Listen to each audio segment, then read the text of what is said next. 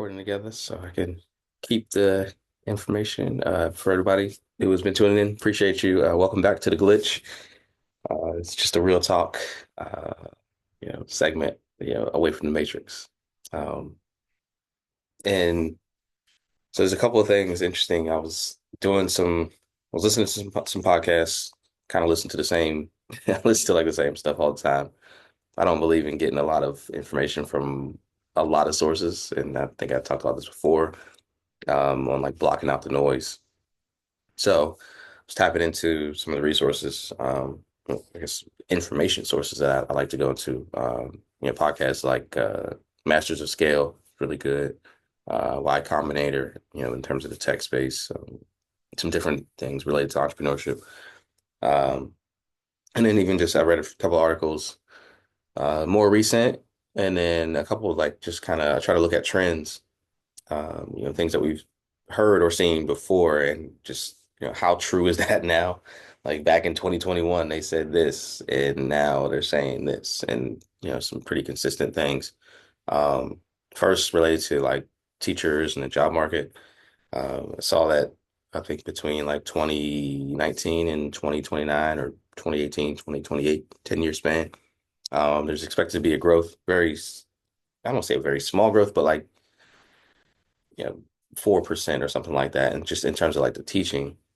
But I looked a little bit further, and the information I pulled there, that was from Forbes, I believe.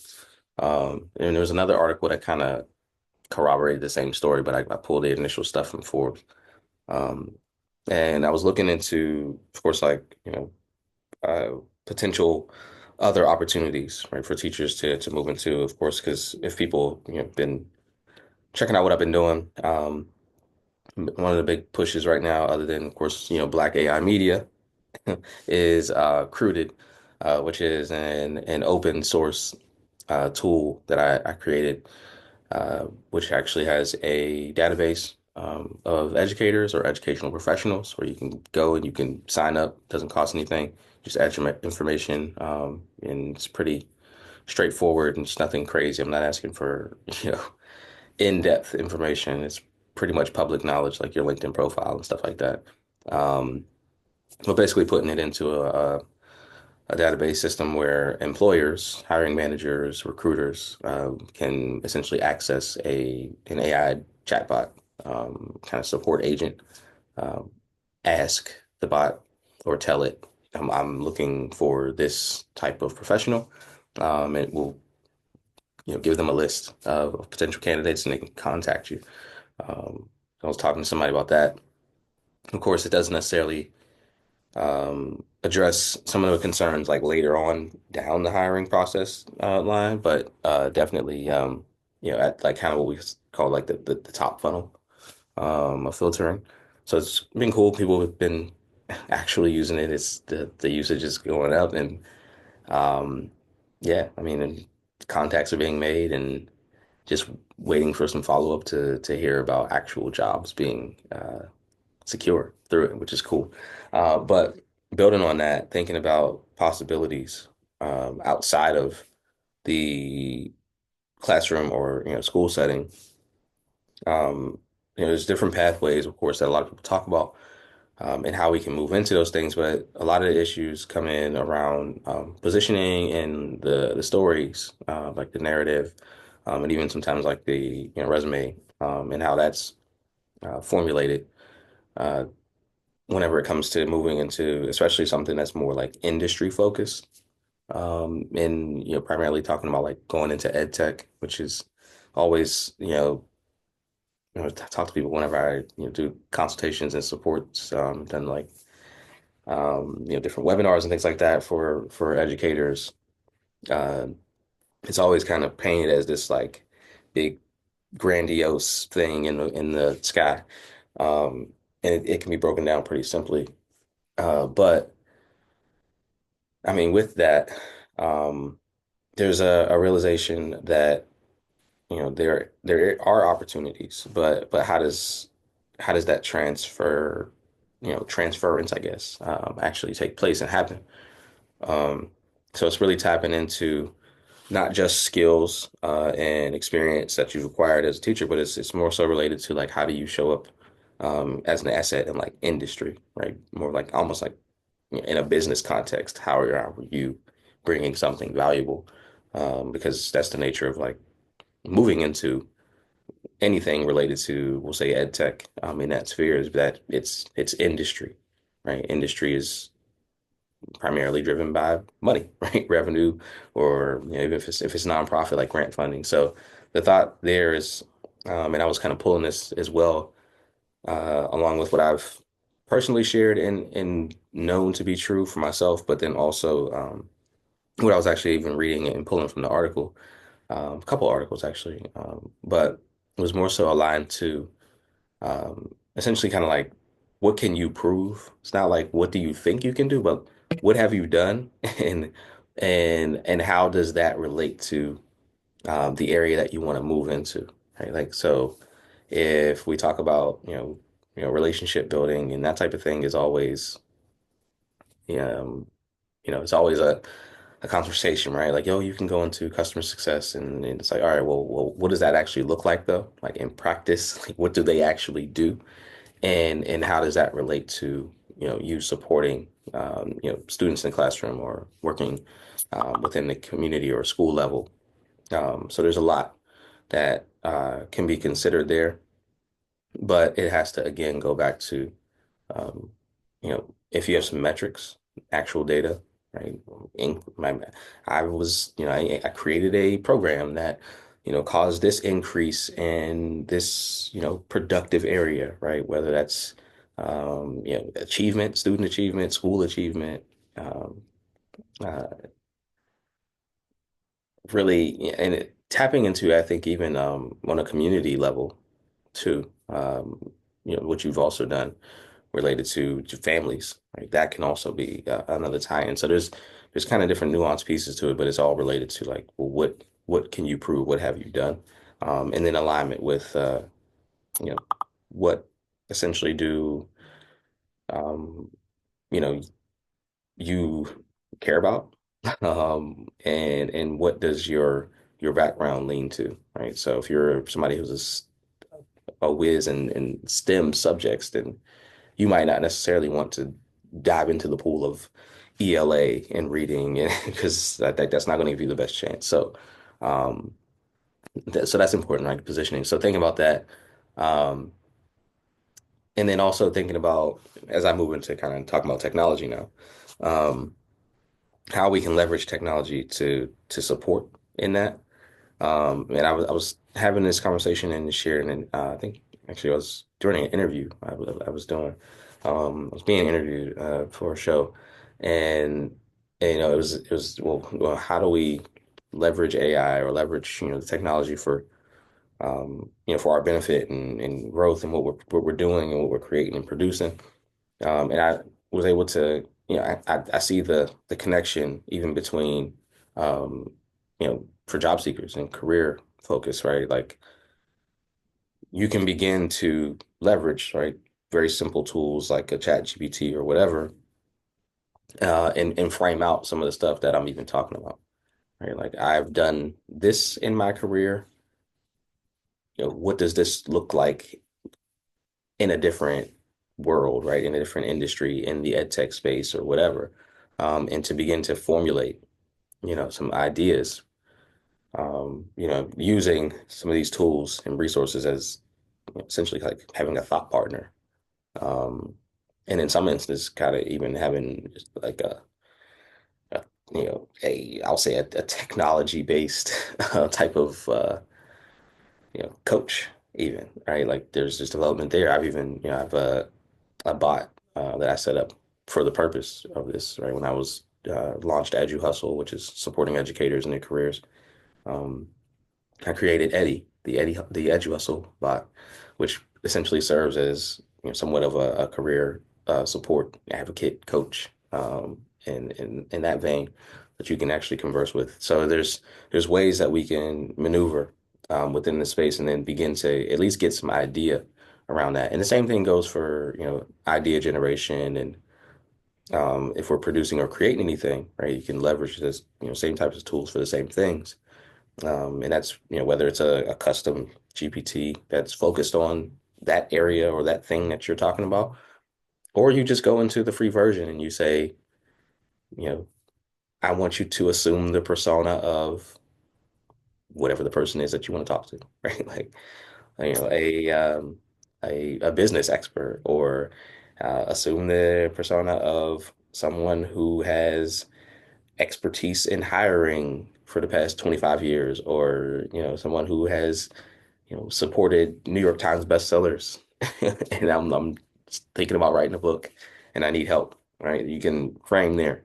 Um, so just thinking about, again, this the concept of leveraging, right? Leveraging our tools, leveraging our skill sets, leveraging our experiences, leveraging your strengths, and making sure that we are able to kind of put our best foot forward on what we're doing. And then, of course, if as you're building things out and thinking about, different ideas, um, going in again, right? Same thing, and just going through the process of, well, I have this idea. Let's frame it out. Let's work through it, and just at least get a launching point. Pivoting from kind of the career scope and education and um, artificial kind of general intelligence. Um, Interestingly, I was listening to, I believe it might have been something on like One Combinator recently, but I was listening to um, a conversation around like tech and like where AI is going. And up until now, it was really interesting because I even went through a course myself, and you get like the certification online or through um, like LinkedIn Learning or something like that. But focus on agentic AI, which is kind of where we are right now, what everybody has been talking about, I think, in the past several months at least, where the difference, of course, between having like a just a chatbot or something like that versus an agent, um, is that that agent can do tasks, right? So I saw recently ChatGPT released, like there's like ChatGPT tasks, um, so it can do things. Um, but then looking at other companies that are essentially kind of either adding to the repertoire, companies like Salesforce, large CRM, businesses and stuff like that, adding in agents that can, basically set up and kind of like run systems on the back, uh, kind of in the back end of things. So, communicating, sending out messaging, beginning to like process orders and stuff like that. That you normally would have a human do. It's a little bit more tedious, but it's like delegating to you know a computer system to do it. But there's even more of a pivot now where we've seen like recently what was it, Optimus, the bot that was created by Elon Musk.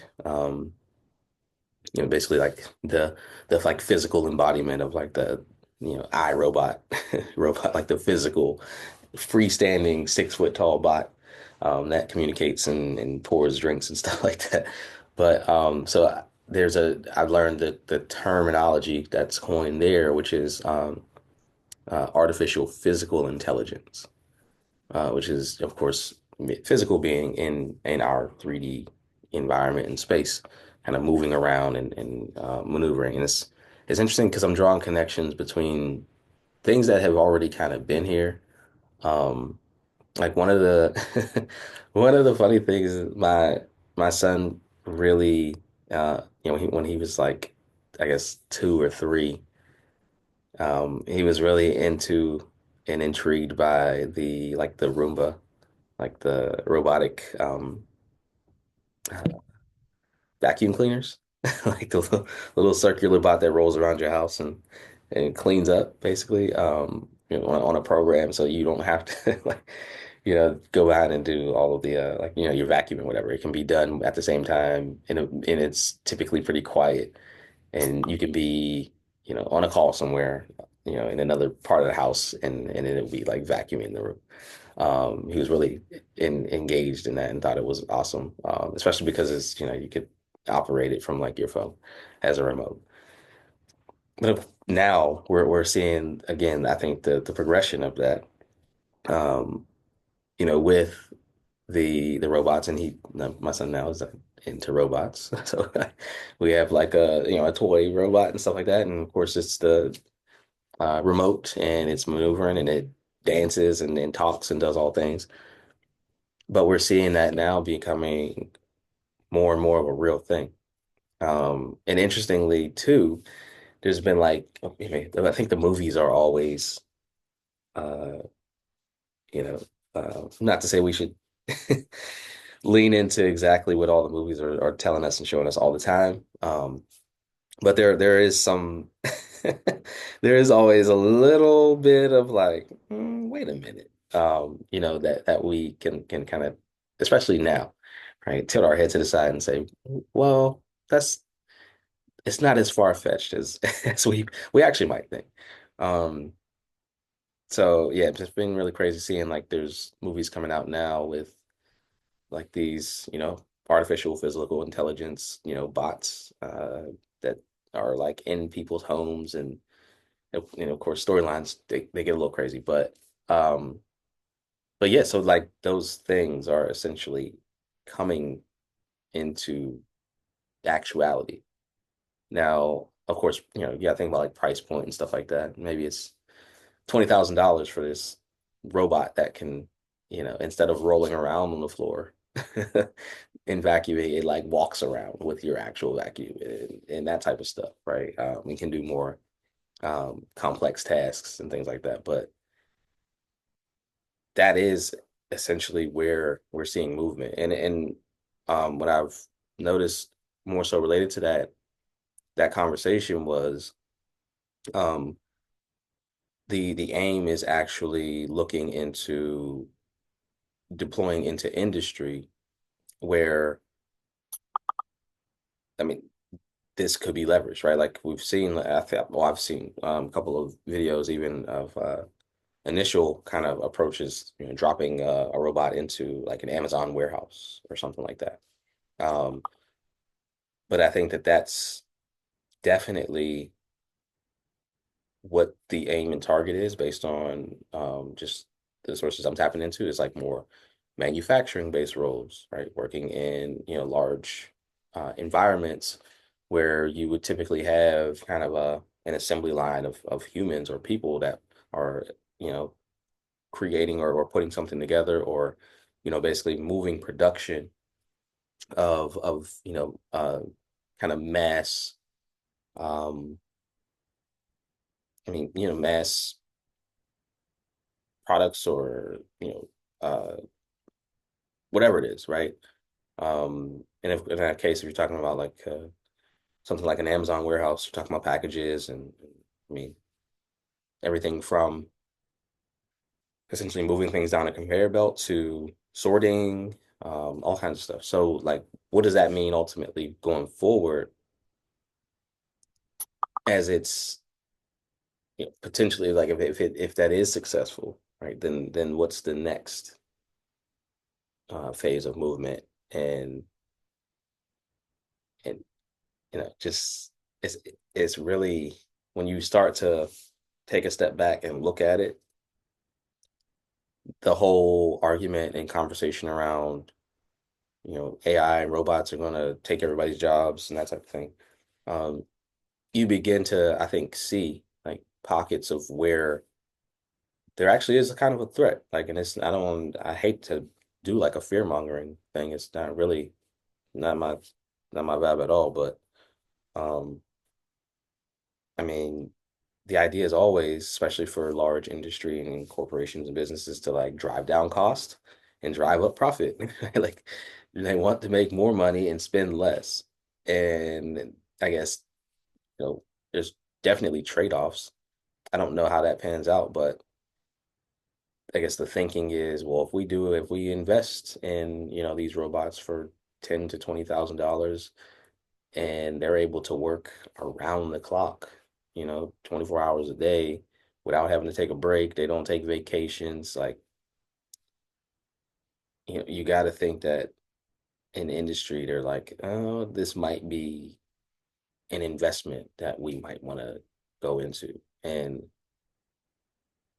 I think there's definitely a consideration there, and it's always kind of an emphasis in adoption in, I think, business and more of a like corporate level approach than most other things. Whenever a lot of this stuff happens and starts, right? When new things are deployed, I feel like business and industry take hold of it first, and then it trickles down, and then of course, like, you got kind of the lagging worlds or adaptations of, like, education is always kind of last, right? In addressing or getting their hands on things and then actually implementing, right? Whereas for folks who are revenue focused, they're like, yeah, we'll try it, right? Like, give it to us, let's attempt and see, because if they figure we place this bet and if we're right, we win big, right? And they try to minimize the loss. Um, so yeah, the artificial physical intelligence thing is where everybody's beginning to position it and look, I think, a little bit more intently, um, because all the other stuff has been functioning, been working, right? Everybody's, you know, uh, beginning to gravitate toward, well, what is this AI thing? What does it do? A lot of people are still completely new, or even, really just don't have any idea even about the simplest thing, like, a lot of the chatbots and interfaces, chat GPT at this time. There are people who do not know about it or have not used it and have not touched it at all. And at the same time, there are, again, industry side corporations, business that are looking at, having robots walking around an office. So there's definitely the different sides of where we are, but I think it's important ultimately to continue to educate people, learn, and try to be as neutral as possible with what we're doing. Just give people the information as it is, and then try to keep you know, your feelings so much out of it. Um, so hopefully that's what people get. And anything going forward, again, connect with me if you're tapping in through LinkedIn. At the top of my LinkedIn profile, there is a form to work with me, whatever capacity that looks like, AI consulting, educational consulting, even doing speaking engagements, stuff like that. Pretty much can lead and run whatever it is that you need in that sphere and scope. Also, please continue to go and check out Black AI Media, which is amazing, being built out. The Road to 100, the narrative series, is continuing, ongoing, pushing toward the first 20% completion of those 100 interviews, which is amazing. And then building on that, everything associated with Black AI Media, connections, collaborations, partnerships. Um, so here for that, blackaimedia.com, and be on the lookout for more. And in the meantime, in between time, keep being great and keep your head up and keep your head on the swivel. And my go-to hashtag these days on LinkedIn is stay dangerous. Peace.